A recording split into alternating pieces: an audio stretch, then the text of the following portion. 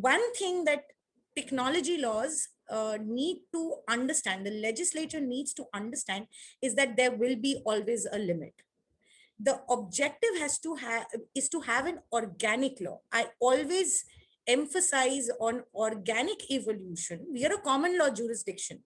The flexibility that we have in adapting laws is not what a civil law jurisdiction will have, because they have to strictly follow what the letter of the legislation says. This is a boon, this is a bane as well, being a common law jurisdiction. And balancing has to happen basis pure facts. There cannot be a rule which is set out as a legal principle, hard-edged, codified statutory provision, which says that this is how balance has to be achieved. So going back to my analogy, what is corporate governance? It's basically balancing conflicting stakeholder interests, starting from employees to stakeholders, to shareholders, to directors, to environment, to taxpayers, to government, right? We are talking about multiple stakeholders. And therefore, the term that is used is governance, because what is required is two things. Number one, accountability. Number two, transparency. Each stakeholder in an ecosystem necessarily has to be accountable and be transparent about their dealings. That is fundamental for any balancing act.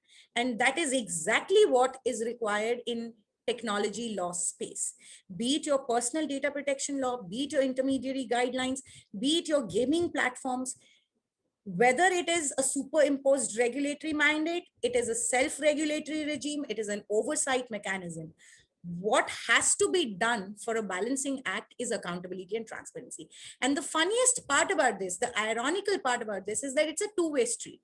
It can't happen that you require accountability from one stakeholder and maintain absolutely no transparency at the other stakeholder level.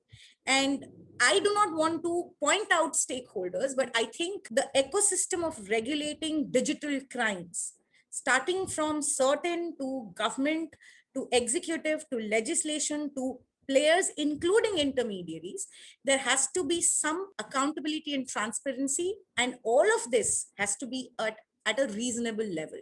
There cannot be one stakeholder who carves out an exception and overrides the whole matrix. The moment you do that, then apart from the constitutional part, the biggest problem in India, what I think, is implementation of laws.